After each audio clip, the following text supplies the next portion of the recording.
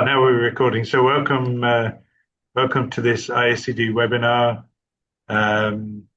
We'll be hearing today from Patrick Mbullu about community-driven development and self-help within the use of self-help within community development. So maybe before that, let's have a quick. Maybe not a full round of introductions, but maybe let's hear from a few people. Feel free to introduce yourself in the chat if you'd like. But maybe let's just get a few people to say hi. In no particular order, but anyone can go. And I should have said I'm John, based in Mombasa in Kenya, a facilitator and community development practitioner. So maybe I can just pick on a few people, or anybody can open their mic. Stefano. Yes, I go for it. Hi, please, John. Yeah, please. Hi. Hi, everyone. Hi. I'm Stefano from Tanzania. I'm a facilitator and community development practitioner. I'm based in Tanga, just near Mombasa. Here I am to share with you this discussion today. That's great. We're almost neighbors, it's true. Yeah. Okay. Somebody else? Hello. Good morning. I hope everyone's good morning today. Maybe that is different. Hi, everyone. Hi, Fred. Hi, Fred. My name's Fred. Let me put on my camera. Takes time, but yes, my name's Fred Amarwa. I'm also a long-term practitioner of community development. And lately now I do that more from a research perspective. And therefore I am a scholar and teach at the Catholic University of Catholic University of Eastern Africa. And I'm based in Eldoret. Eldoret is much further from Tanga. My friends. Hello, my friend from Tanga, Stefano. Eldoret is much further and a little bit more colder than Mombasa, but we are fine. I'm happy to be here. Thank you very much. John, if you allow me, Fred. John, if you allow me, Fred is going to be our next presenter, and if you like, Fred, you can just say one or two things about what you are going to be telling us next month. Wow, that's nice. In our next webinar, I had a chance. I'm associated with the Institute of Cultural Affairs, and in October last year, we attended an international conference hosted by ICA, the Institute of Cultural Affairs. The Institute of Cultural Affairs is a membership organization made up of different NGOs that largely operate through community development perspective. So during that conference, our theme was to look at some of the issues or challenges that actually affect community development. And therefore, I would like to share the experiences that we captured from that conference. Very, very illuminating. You know, we are talking of people who have been doing community development for a very long time. But I think in this conference, we're able to highlight some of the things that perhaps for us as community development practitioners need to just touch base with. Maybe already a number of us are doing so, but I'll just I'll be coming to share the experiences from there and probably bring in, as it happens when you do an international conference, bring in other stakeholders who might be interested to catch up on some of the things that we agreed moving forward. So I look forward to that opportunity, Chair, and I'm glad that opportunity was finally accorded to me, and I'm happy about that, and I look forward to it. I'm complete, Chair. Thank you, All right, Fred. thank you very much, Fred. And that's a good advert for the next session, which will be in the middle of June. So I think we'll give you the exact date for that. Patrick, Daniel, have you got that in your mind? The next date? Yeah, We'll we come have back the to that. date. We have the date, yeah. So we'll be giving more details and including the framing of the topic. And so that at least we are clear what we are focusing on. Yeah, John, Sure. can we recognize Emmanuel from Ghana? They have been putting together the Ghanaian network of community development practitioners, and they have actually registered the association in Ghana. So he can just give us a quick highlight. Emmanuel. Oh, sure, yeah. Let's just go to Jessica first because she's had her hand up, but then we'll come to Emmanuel after that. Yeah. Jessica, please go ahead. All right, so hi everyone, I'm Jessica Beatrice. I'm joining in from Arusha, Tanzania.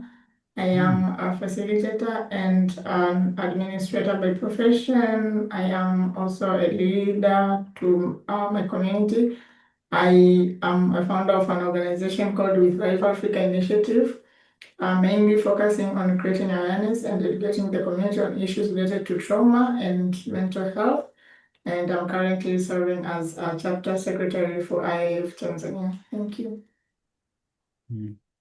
Great, welcome to this, Jessica. Nice to have you here. So let's hear from Emmanuel and then maybe one more, and I'll ask other people to do their introductions in the chat, please. Just a quick introduction so we know each other more. Emmanuel, welcome.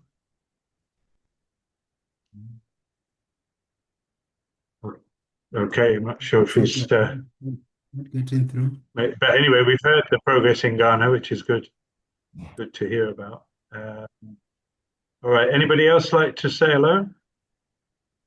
Okay, let's recognize the trustees, Janine and Abdul. Morning, everybody. Okay. I greet you from South Africa.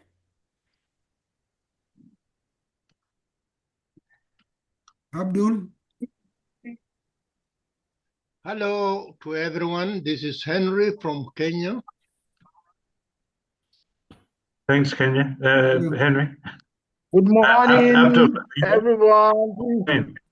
This is Abdul from Nigeria, a board member, a board of trustee of IACD, representing the West African zone.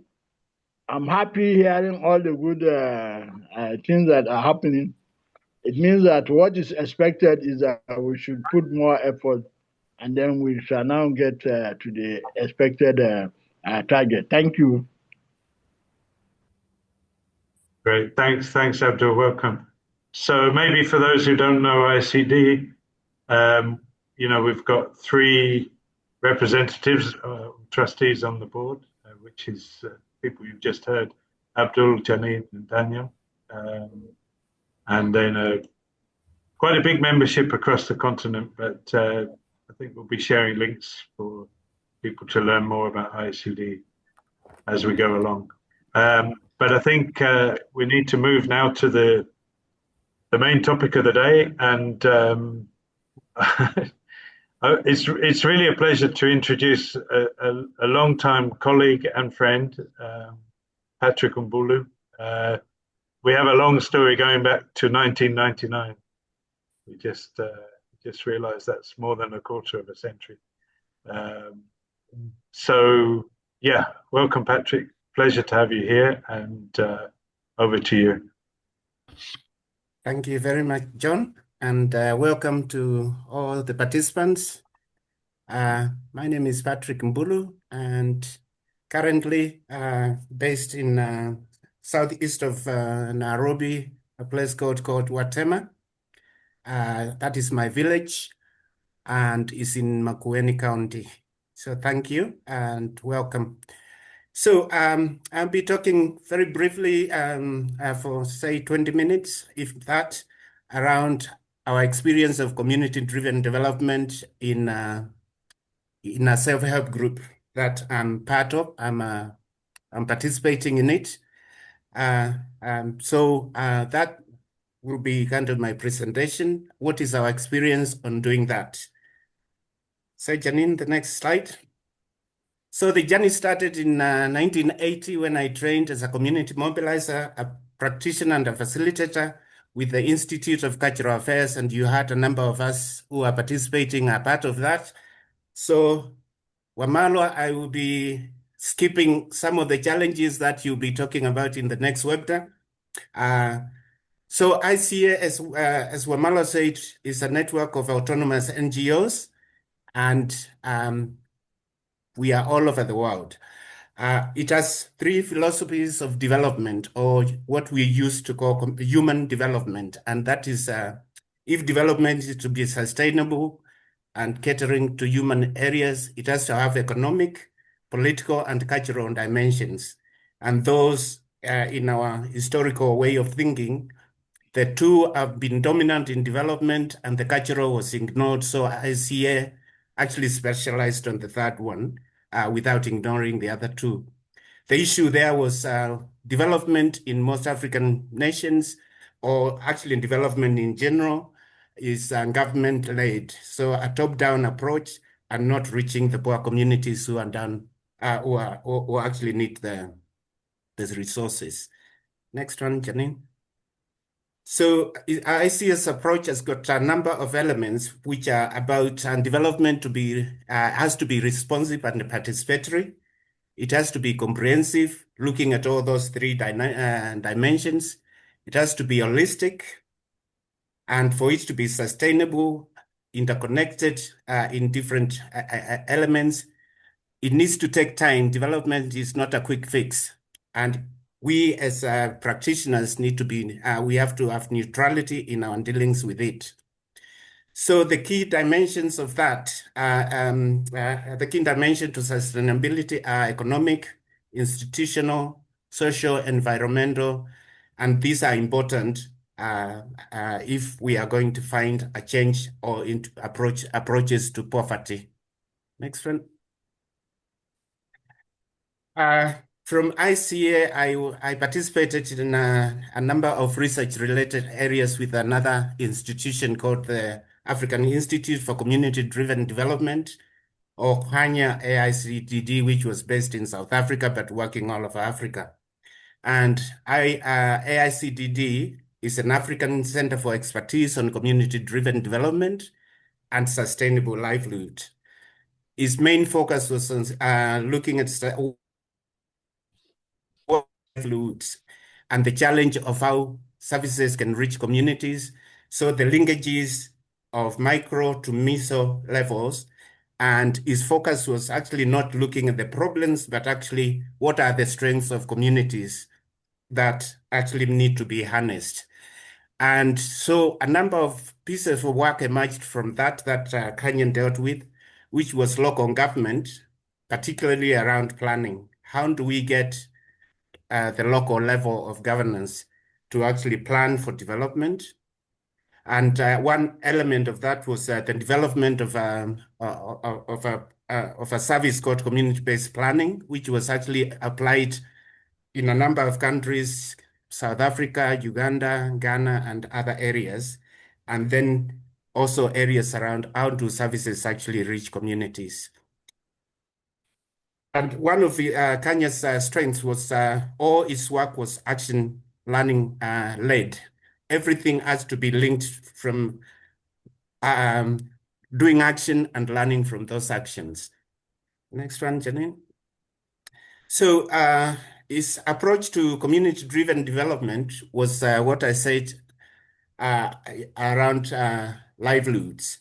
And why we did that was we were seeking to empower communities, empower local governments, realign policy and practice to support livelihoods, and all that was we were seeking to use the sustainable livelihoods approach, which is a long process, which I'm not going to get to guide and make a significant impact on poverty.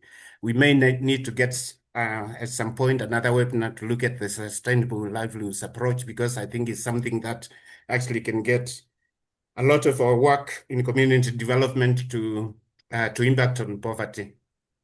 The next one. So a number of things. Why were we looking at what were the governance issues that we would be looking for to promote sustainable livelihoods? So the outcome of these would be empowered communities, where we would want to see people active and involved in managing their own development, claiming their rights and exercising their responsibilities.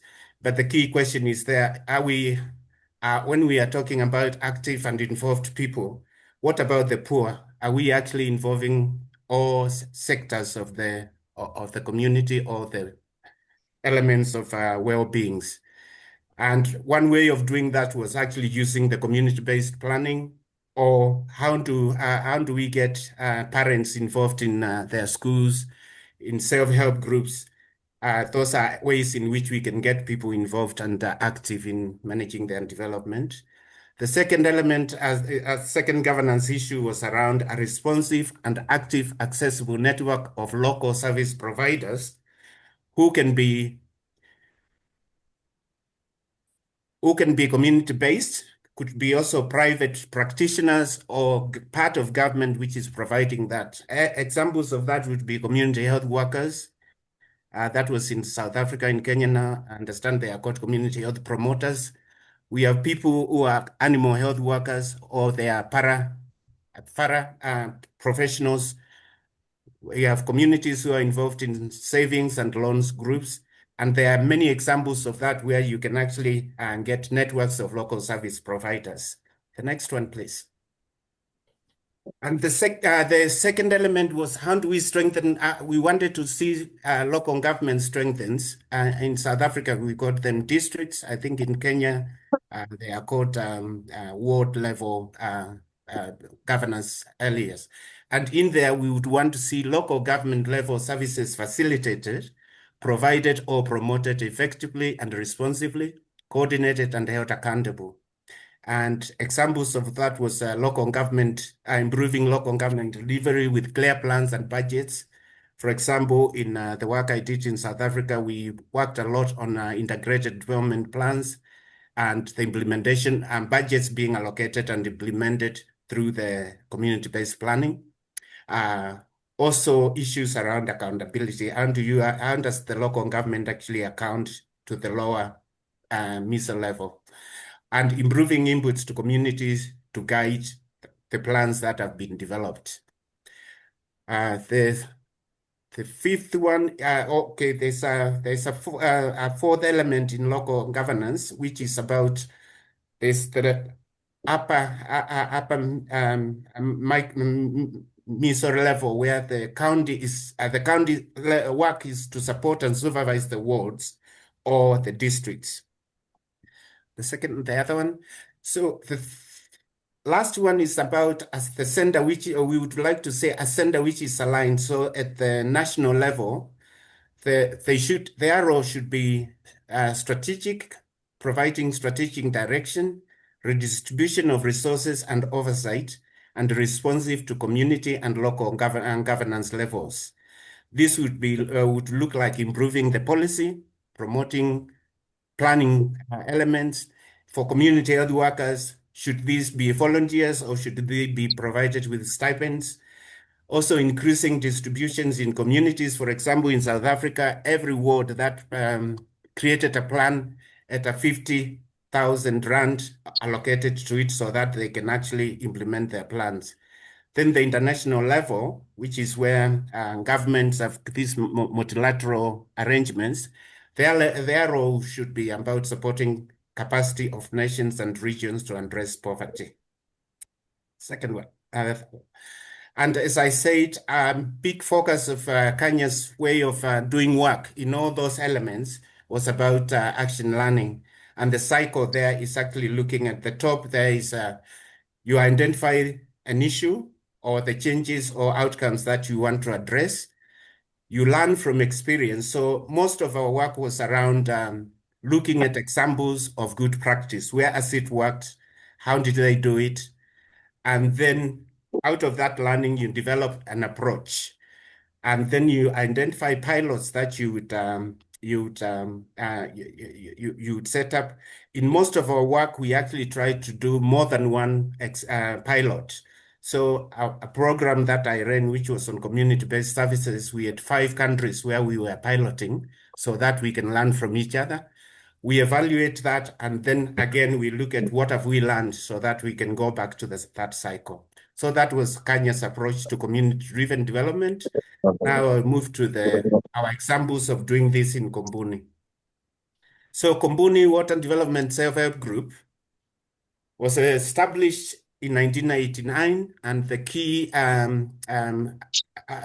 key objectives of why it was set up was to promote and advance environmental education, health issues around health, water conservation, and climate change mitigation, issues around how do we address issues of poverty in our ward. Again, how do we do projects that actually can promote trade, employment to the inhabitants, and also to operate and support schemes or projects of a charitable nature. There are things that may not be bringing money, but how do we actually support schemes of charitable nature, and also to promote community-driven or led development for livelihood security that significantly impacts on people's lives. Second one. So we are in that establishment of 1998 lasted for 15 years, and then something with most of developments, they go downwards. It folded in 2013, and then we reestablished the organization in 2022, the self-help group in 2022, and we developed a 5-year development plan with key prompts of which I will be going through. One was we wanted to have improved water and environmental conservation for the community.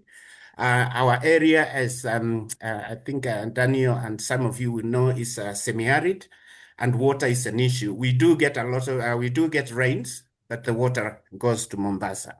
So we started this program on water and environmental conservation, which was about building sand dams.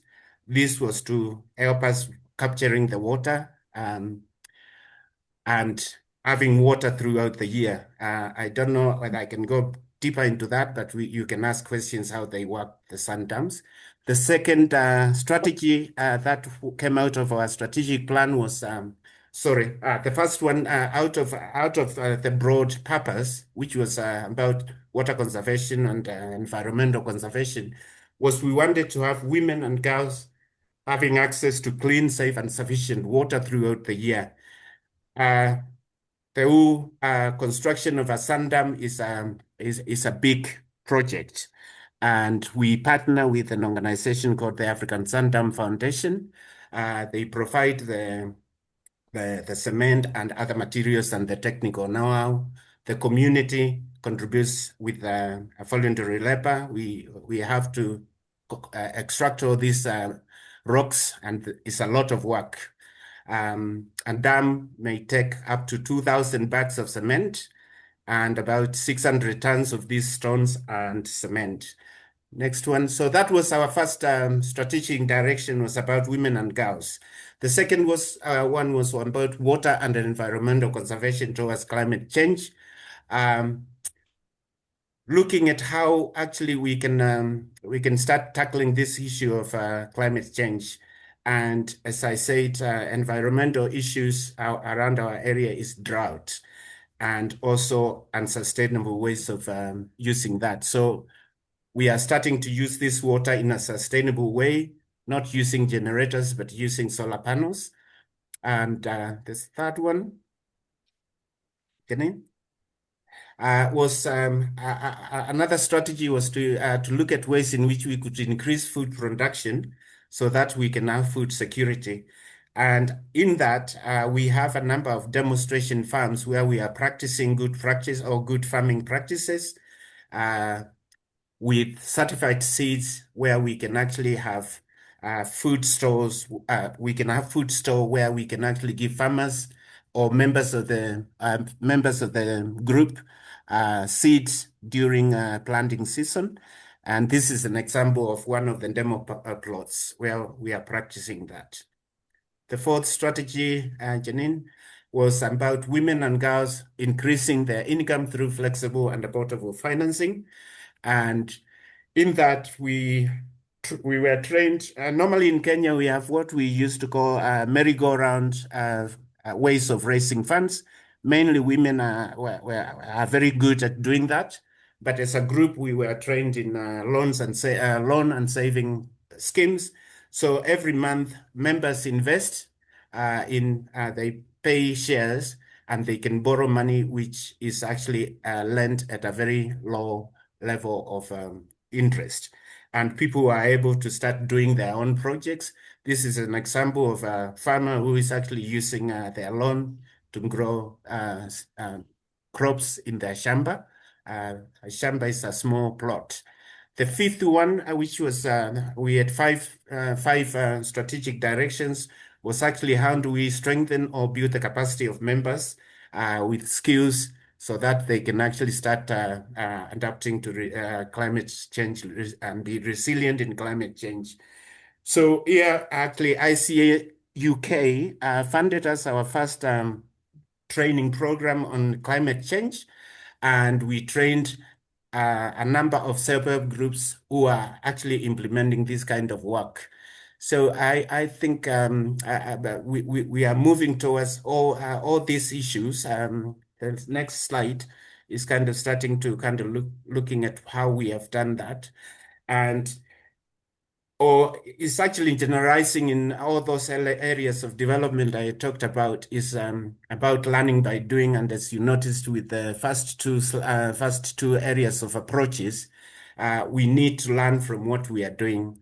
And one thing in Kombuni we do is even though we are working as a self-help group, we meet every 2 weeks, twice a week. What we are learning from the group, we are also taking back to our homes and implementing that. So what we are saying here is you need to implement elements of the vision of the group as much as possible. Most of the areas that you actually touch needs to be comprehensive. They need to be interlinked, and always build and create capacity of or reinforce existing capacity. Don't go and start things which are not in the community. One thing that we learn, as practitioners, we need to learn is communities have got capacity and they have the assets. We need to work with the community. We need to link up with the private sector and the public sector, not to see them as competitors or outsiders. We need to work closely with them. In our example in Kombuni, we are working very closely with our local member of county assembly. They helped us with the construction of our first dam, which was providing us with a truck to haul the sand from far. And also we seek guidance from them when we need some services that they can provide. And we also, the last two bits is we need to acknowledge that mistakes will be made, that we don't know it all, and we need to learn from them at all levels. We need to learn from all these mistakes at all levels. The final bit is my finishing. What those five strategic areas that Kombuni is working on, they are all interlinked. They are cross-cutting. There are issues around environmental conservation and water, which is actually addressing one of the SDG number 6, climate change awareness, which is a lot of training that we are doing, and mitigation, which is SDG 13. We're looking at how can we reduce inequalities, which is number 10, and also trying to strengthen gender equality, which is SDG 5. And if we can realize all these goals, this would lead communities to be self-reliant, confident, resilient, and sustainable. So I would want to finish there, John, and maybe we can have a conversation or questions. Sorry, I don't know whether I went too quickly. Thank you. No, that's perfect. Thank you so much. Thank you, Patrick. Actually, well, first of all, I should say welcome. Quite a few people have come in since we started. What I thought we could do is in a few minutes in this through, and we come back and we have more discussion together, if you're okay with that. In fact, as we were looking at this together the other day, the great question was, what does this all mean? What does this mean for you as a practitioner? You know, what lessons are you getting from this? So that's the kind of the theme or the question, if you like, to discuss.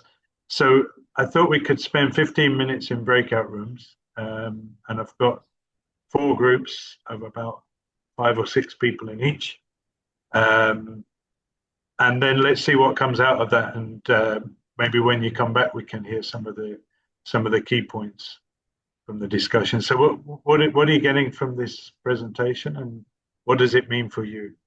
Other questions. So, and then we'll come back. We'll still have plenty of time together to share more. So I'm opening the rooms, and I hope you have good discussions. Be back in 15 minutes. Welcome back. I hope you've had some good discussions. It sounded like it. I was just moving around and being a fly on the wall, a couple of minutes in each group. So hopefully that was fruitful. What I suggest we do, let's go around each group. We've only got 4 groups. Maybe we get 1 or 2 people from each group to share any key points from your discussions. And if you have any particular, questions for Patrick, of course. So we don't have to go in any particular order. So anybody who feels ready, please start.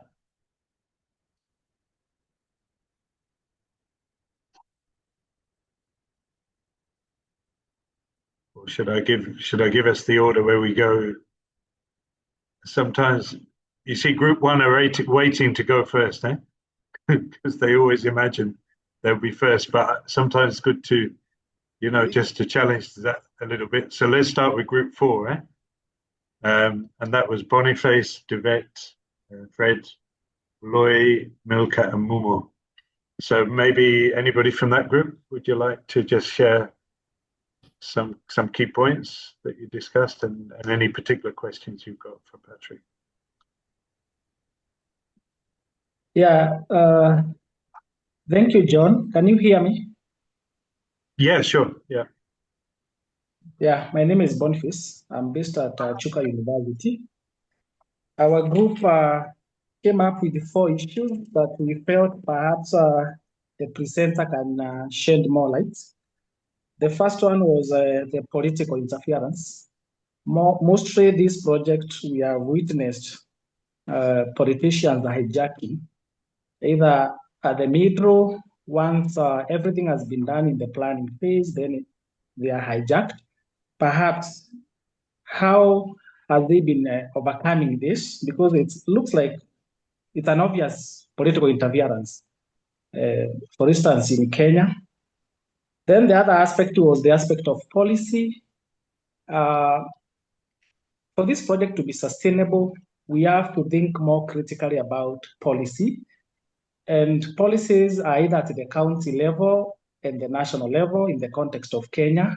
So how has they been able to mobilize all the way from the grassroots level, and how has been the experience and perhaps the success rates in terms of the policy adoption at the county and national level? The other aspect was about the membership of self-help group. We felt that we need to make it clear whether where they have been doing the project, have they only been engaging the members from that particular community, or they have been able to assimilate even members from other different communities? And lastly, was the aspect of the exit strategy. What Dr. Muya keeps talking about, handing over the stick.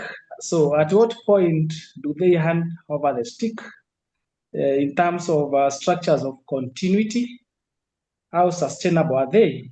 And in our group, we felt that, for example, in the context of Kenya, during elections, most of these projects they stopped, or perhaps they are adjourned for a short time. So how have they been coping with that? So maybe it is open to the presenter and also all of us. Maybe you can discuss those 4 points. Back to you, John.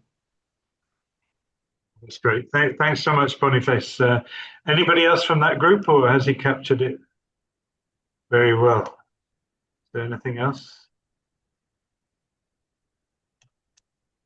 Okay, if not, Patrick, let's give you a couple of minutes. Maybe you'd like to respond to some of those points. But as Boniface said, it's also open to others to share their views. Yeah, just Patrick, briefly, briefly on the political capture.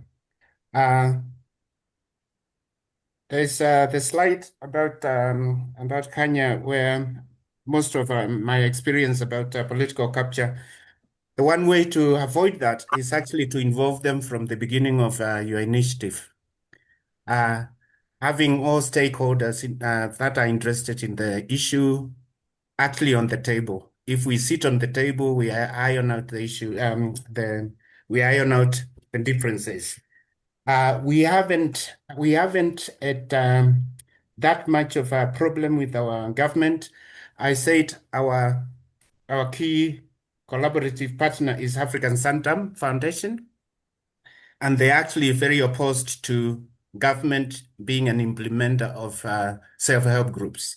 So from the beginning, part of our actually having an agreement with African Santam is that we are not waiting for government to come and do our development.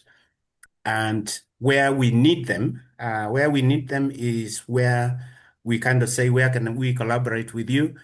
We haven't sought government funding or anything, but as I said, our local member of county assembly is a member of the group. He comes from the village and is actually expected as a member to participate in all our activities that members participate in, which actually addresses the issue of number 3 of your issue of who are the members. We Kombuni self-help group. We are a membership of 5 villages coming from the same ward, from two different locations. For those who are Kenyans, a ward comprises a number of locations and then villages. So we are 5 villages who are members of that. We are currently 25 active members coming from those 5 villages. The beneficiaries of what we do are more than 1,000 households.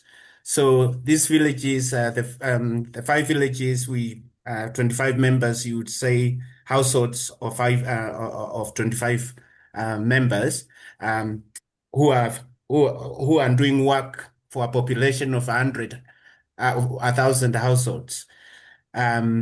Membership was not closed to other people, but the benefits of this water, once you conserve water, like the dam that you saw in the picture, that is members' asset, and the asset being the water.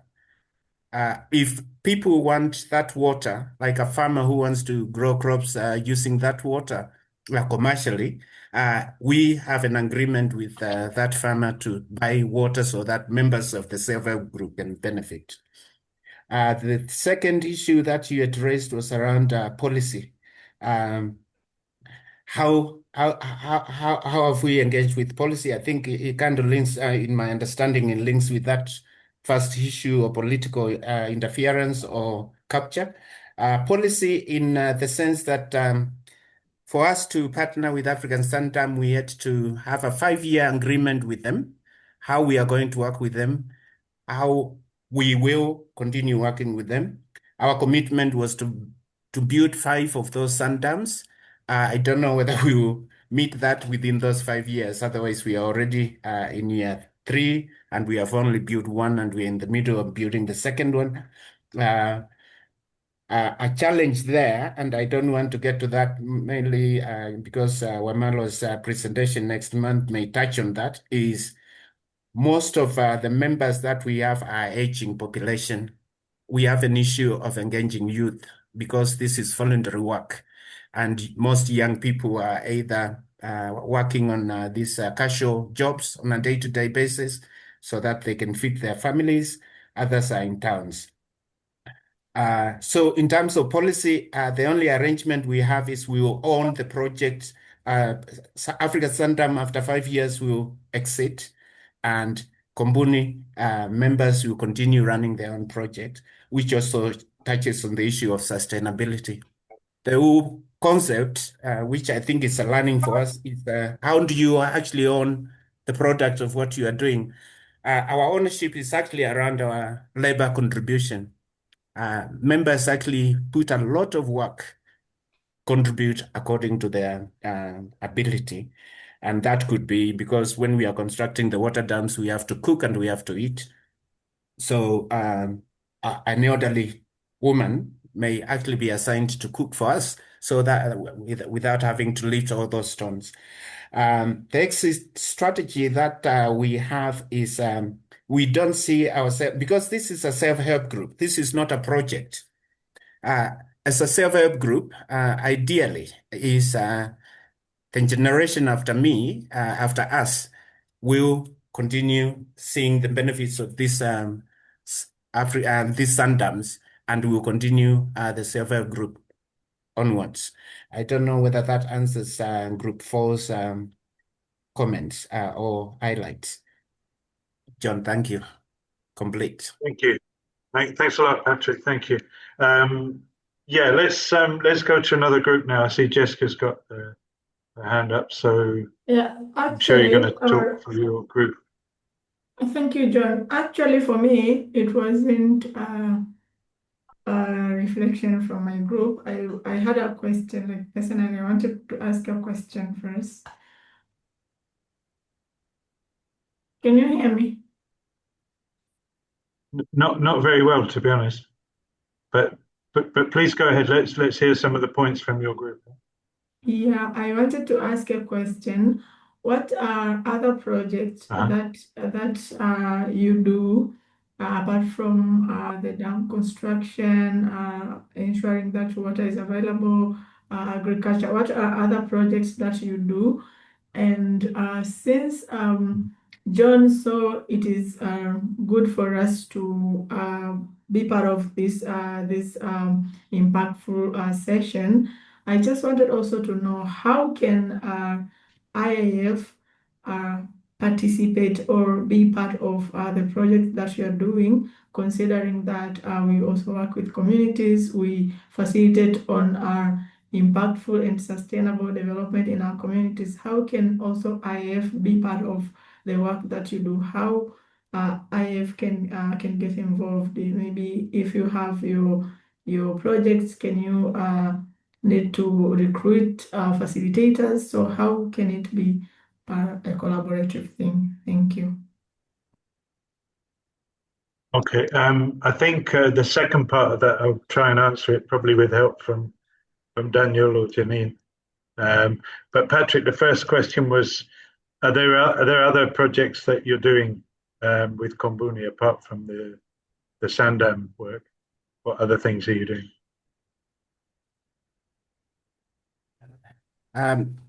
Exactly, the 5 strategies I said are the strategic issues that we are addressing as a Sandam, as a Kombuni. The Sandam being the main construction of Sandams being the key program that is bringing us together. But all those 5 strategies are addressing that bigger issue on slide number 1, the first slide on Kombuni, which is about water conservation, environmental conservation, water preservation towards mitigating some of these issues. And to do that, hence we developed the 5 strategic issue directions that I shared what we are doing. I don't know whether that answers what I can't remember the name. Yeah, thanks, Patrick. Yeah, Jessica. Yes, So Jessica, sorry. your second question, I think you were asking for a bit more information about IACD. And I mean, just to say, and maybe this is helpful for others as well, IACD is a membership organization focused on community development practitioners. It's a global membership organization. Some of us are also in IAF, which is the International Association of Facilitators. And, you know, there's no formal partnership at the moment, but there's certainly lots of ways that we collaborate, I think, individually at least. So, you know, anybody here is welcome to have a look at the website and think about joining IACD. What we do is have this monthly webinar on a different topic related to community development in Africa. But there are other, if you look at the website, you'll find other activities going on. There's a group of researchers who meet regularly. There's newsletters, there's various publications. There's a conference coming up in Scotland very soon. That was in Kenya a couple of years ago. So I think there's lots of space for people to be involved in different associations. You know, it doesn't have to be one or the other. And I should give a mention to ICA, which is the Institute of Cultural Affairs, and different places. So I heard somebody saying the main thing they got from this was the importance of collaboration. And I think I can just echo that point as well. That's really what a lot of this is about. So thanks for that. Is there anybody else, maybe in that group that was with Jessica, which was group 3? If not, we can move on. Let's move on to group 2, which had Daniel, Jonathan, Rela Bochile, and Stefano. And I think Janine as well, actually.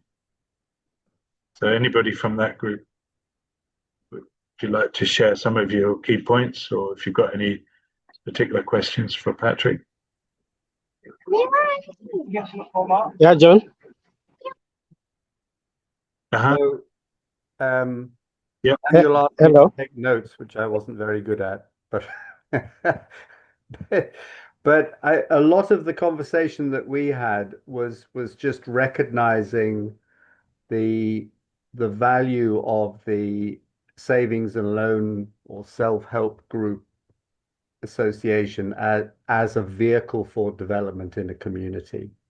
And Janine particularly was talking about how, while Patrick's presentation was focused very much on the community level, there are now examples, particularly in India, where these different savings and loan associations have started to club together and link together. Again, it's that collaboration theme, and to start to build a higher level of infrastructure, I suppose, around these. So starting at the community level, but actually ending up in India where they have whole banks which are drawing on the funds which have been saved at the community level. So we spent quite some time talking about the advantages of doing that, and also I think linking that to at the international level, with the changing landscape in funding and so on, how diaspora funding may start to, in a similar way, a less formal way, diaspora funding might start to play a more crucial role in development, because the more formal channels of aid seem to be either drying up or reducing, but the diaspora populations continue to send money, continue to support their families and their communities back home. So this could be an interesting, this is the sort of the macro level that Patrick was also referring to. I think the only other thing that we talked about was just recognizing that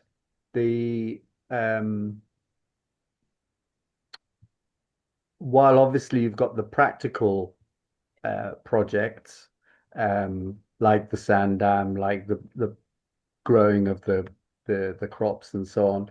But you've also got these cross-cutting themes and how important they are. So, for example, looking at at issues of gender and the role of men and women, and how trying to create a more level playing field for men and women together, so that one is not more burdened than the other, and the approach of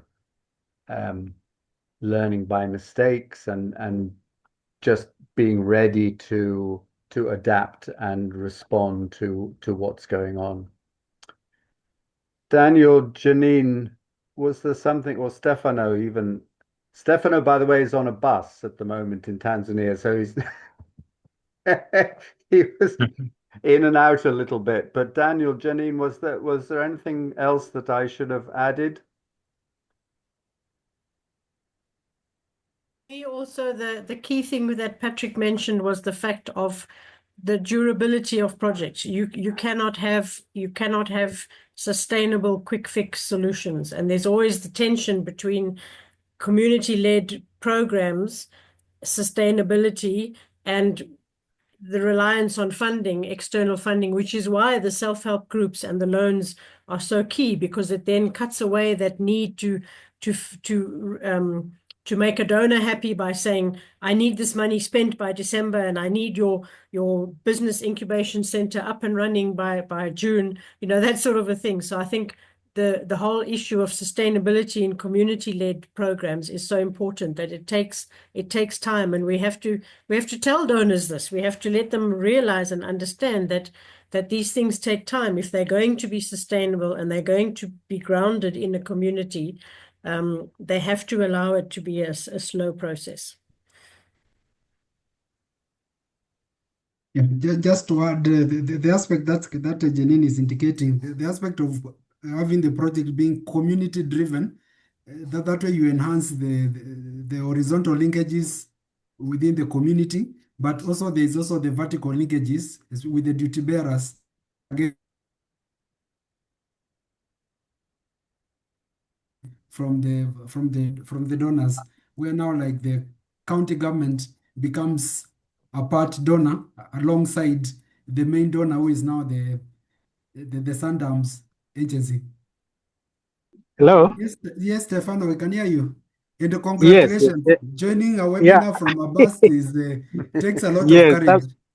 Yes, sometimes disconnected, but I have been a listener more than a speaker. Now we have stopped a bit. I wanted to know the experience. In our country, with these VSLAs, they are joining up to 50. Now, when they expand, they need to form another sub-VSLA up to 50. Now, they are asking, how do they expand? Because when they want to expand to more than 100, they become those groups of 50. What is the experience from the presenter point of view? What is the number of VSLAs are limited to when they join together for savings and lending among themselves? In Kenya especially, because in Tanzania, the maximum number is 50. Thank you.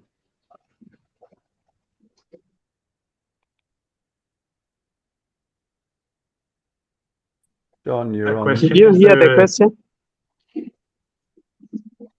I thought you described some experiences in Tanzania about number of savings and loan schemes that how many people are actually eligible for developing one, or did I misunderstand?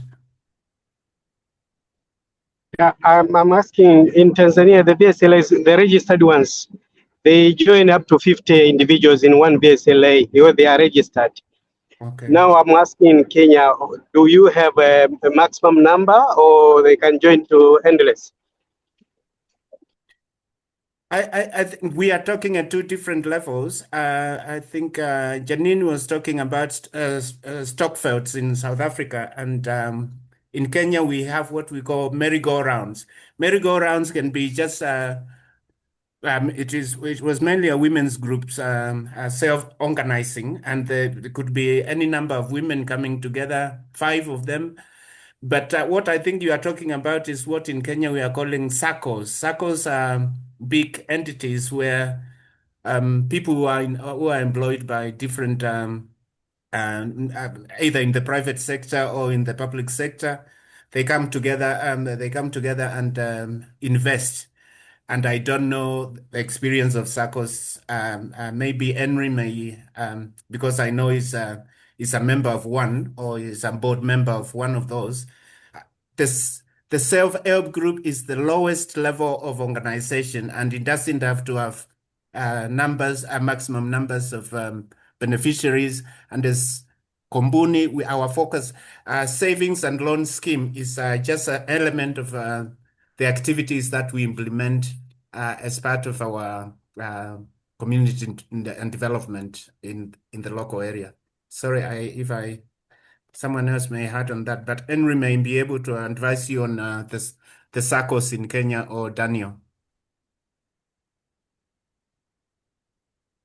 Yeah, thank you, Patrick. And possibly what I could add is that to get around that problem of the self-help organization becoming big, what has tended to happen is that each self-help has tended to maintain their identity as registered, and then now the leadership comes together and they form another layer of leadership, which now they call an umbrella self-help group, which covers the rest of, and that way now that is also registered, and that way now they're able to have many self-help groups together within one locality for purposes of leadership and coordination, and that helps then also in giving them some voice when now they are going to offices to pitch for some of the issues of interest.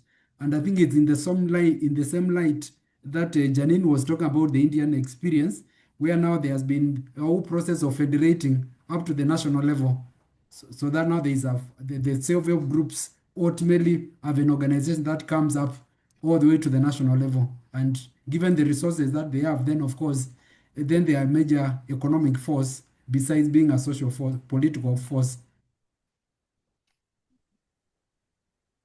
Maybe something else I can add. In Kenya, the Department of Social Services, the minimum members for registering a self-help group is usually 10. But as Patrick had said, there's no maximum, but the minimum is 10 members. Yeah, and also in terms of savings and loaning, my experience is that the maximum has been 25, from 10 to 25, and if it increases, then from 25 they form another group. So you end up with a cluster of groups doing saving and lending. Going to 50, I think that is a little bit too much to manage in terms of saving and lending systems. I've got a question for you guys about the savings and loan. Yes. Has it depended on training? Is anybody, or has anybody in the past provided training for savings and loan, or are they? What's the situation? Yeah, in ICA Kenya, we have developed a manual for saving and training, and we are just beginning to train the self-help groups in how to save and how to loan to their members. So it has not been there in most of the groups, but we are beginning to offer that training for self-help groups. Barbara, I was also I was trained in the loan and savings program that we are implementing with the Africa Santam Foundation.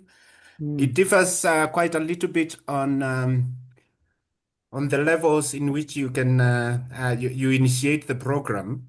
For example, in our example in Kombuni, you buy shares, and we have a locked-in amount that a member may save in a month. Say, for example, 100 shillings equals a share, and a maximum of 5 shares so that we equalize in terms of our levels of wealth or income. So a member cannot save more than 5 shares. I cannot have 5 shares per month. And that is you are lent according to the number of shares you have bought. And we share is from the savings that we share we save every month, that we will have dividends at the end of the year, depending on the number of shares you have invested in. And I think that is a banking model. It's simple and is operational, so long as you don't put the bar so high up that, and because as members of the community, we are so differently abled in terms of economic well-being. I don't know whether that helps. Okay, thank you. I suppose for purposes of making progress, if we can hear group number 1.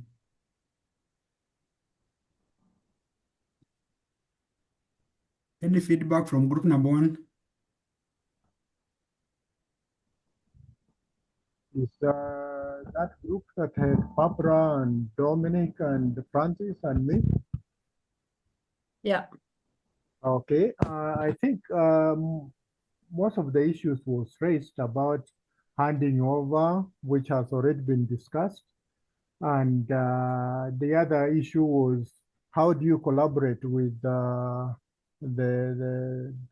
government, the county government, the national government, when you are doing your work?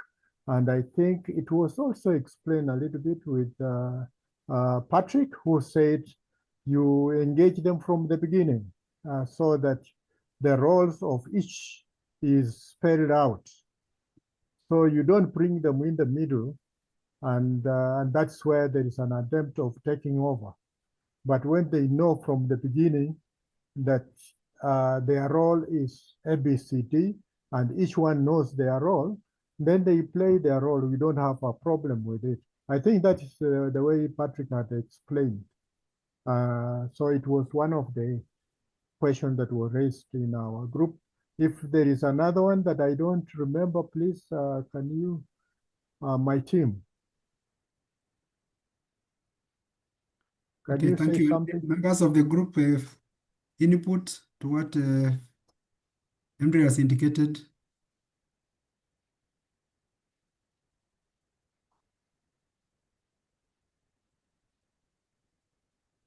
Yeah, we also spend quite some time congratulating what Patrick had just presented. It is a very good approach, which we'll be interested to see how we can adopt it in our work. Okay, thank you.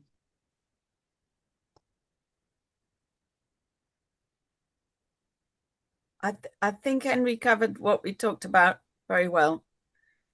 I have an extra question for Patrick around in his 25 active members, how many are women and how many are men? And I think he talked about a bit of a struggle to get younger people to become involved. I would like to hear more. Yes, Patrick, you are muted.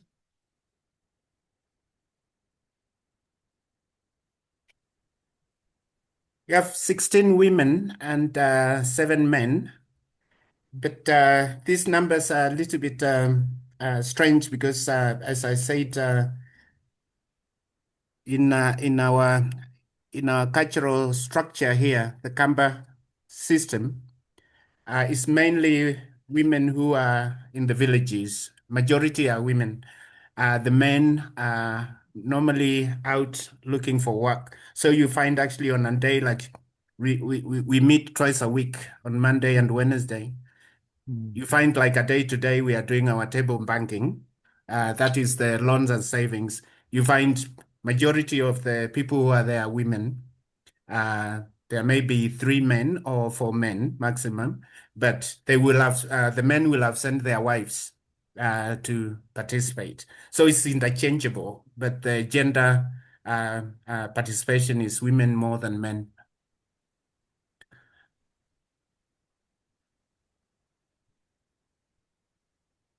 Was there another element of your question, Barbara? To say, tell us more about your struggle to get younger people. Or the issue with the young generation. One is the concept of volunteering. Most of what we do, 100% of what we do in the group is you are giving your time free. And for young people, this is their productive age. They got children in school, they got mouths to feed, and they rather be out there casually looking for work to feed their families. I think the wider issue there is the whole concept of volunteering. It is seen as exploitative. We're asking people to come and do work. As I said, we are 25 members actually creating a project that may serve a population of 1,000 people. So they're asking why am I putting my time to something that actually is not benefiting me? I think that is one part of the issue. There is this also the shift. I think it's a paradigm shift from government doing things for us to us doing our own development. In the 80s, when we were doing this with Henry, we called it do our own project. Doing our own project is actually moving away. It's a shift from we are waiting for government to build us our road. We are waiting for government to actually have a borehole in my village. I'm coming to 67 years old, and it's the first time I have actually seen water in the where we have actually that one sand dam. That is where I was drawing water when I was 10, about 2 kilometers from my house. This is the first time I've seen that water standing for a year plus. Every time the season comes to an end, the water, as I said, it rains. Like now it is raining over the last 2 months, but the water goes to Mombasa. It is that shift of actually seeing something which is people owned, people run. That is the shift that we need to try to get people to think of. I think that Henry may actually add into that. Daniel, you have that experience, the shift from things being done to us doing things that are actually owned. Sorry, does that answer your question, Barbara? Yeah, just a follow-up on what you have just said about the youths not being able to volunteer. I was just thinking, I saw the picture of a dam where around it there is a lot of crops going on, bananas, maize, and vegetables. And I thought that perhaps this cannot attract young people to do farming and then earn from it. Is it the concept that we just have in our mind? How do we deal with that? I think bringing the picture very clearly might help the young people to be engaged. Because I was attracted to that place where I saw bananas and maize. I said, I wish I was in this place and this is my farm. I will be very happy. I will not look for work somewhere else. So how do we have an aspect of attracting the young people from what is the outcome of the project of that we are doing? In a way that, they are still skillful, they have the energy, they have the brain to think quickly, and you need them in projects like this. There is a lot of the technical aspect of the project which you need young people. I don't know how we could come up with a concept that is clearly explaining the project in a way that the young people are attracted. Well, thank you, Henry, and it's a good observation because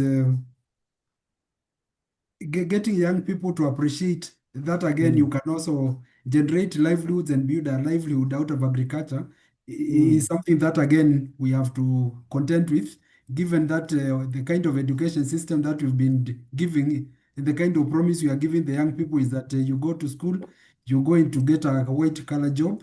In the kind of reality where white collar jobs are becoming a challenge, we need to have that kind of mindset so that now the young people can also appreciate that there's also agriculture, is also another livelihood that they can build a life out of.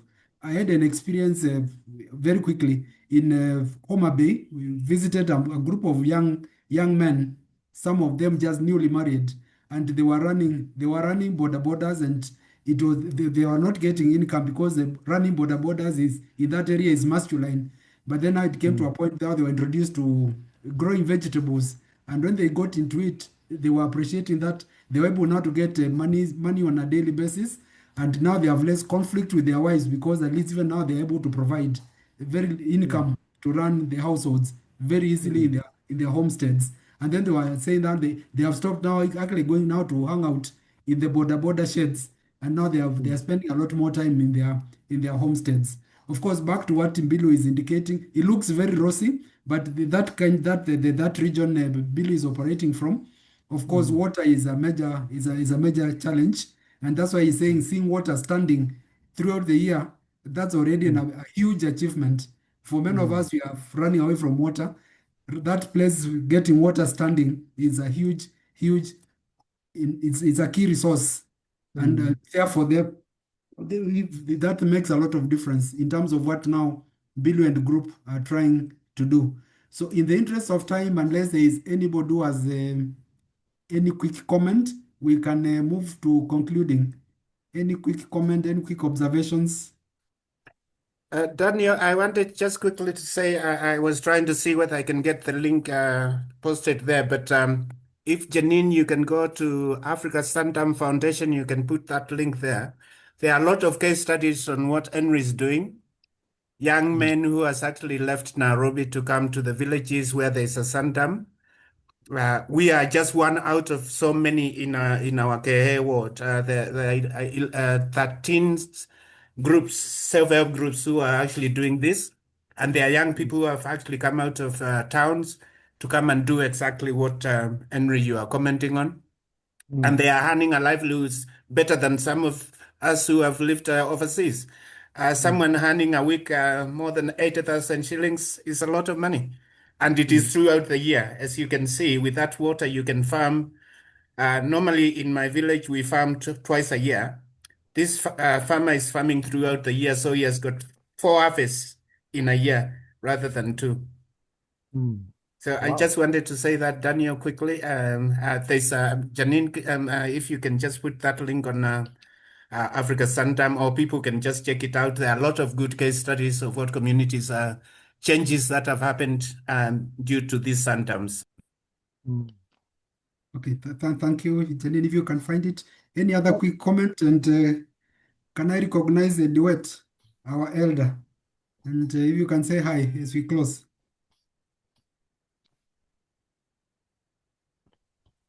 You're referring to me? Yes, the duet.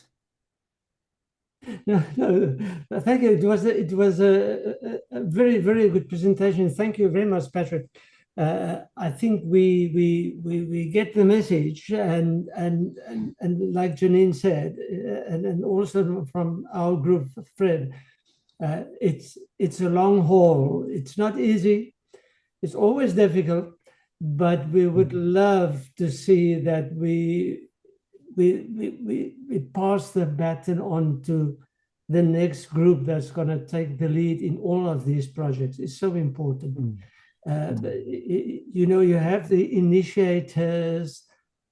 Maybe sometimes they get old or tired. Somebody else must take the burden. That's what it is. And I think you addressed that all. Thank you very much. Okay, thank you very much. And it's already been indicated, We are again converging again on the 10th June for the next edition of this webinar series. The topic is linking sustainable development to key community development issues of our time. Linking sustainable development to key community development issues of our time. And so, again, we'll keep on making it more information available online, including how to register for the next edition. Again, we have a conference in Glasgow starting 29th of June. Registration is ongoing. And again, that's a platform where we meet now community development practitioners globally. World Community Development Conference 2026 in Glasgow. If you go into the link, you can register and be part of the huge celebration. So we are privileged that you have been able to be with us. Thank you, Patrick, for leading us and giving us these insights. And thank you, Janine, for hosting us. The link is out here. All the best. Enjoy the rest of your day, evening, whatever time it is in where you are based. It was a pleasure being with you in this edition of our webinar series. Thank you and blessed day. Cheers, everybody. Thank you.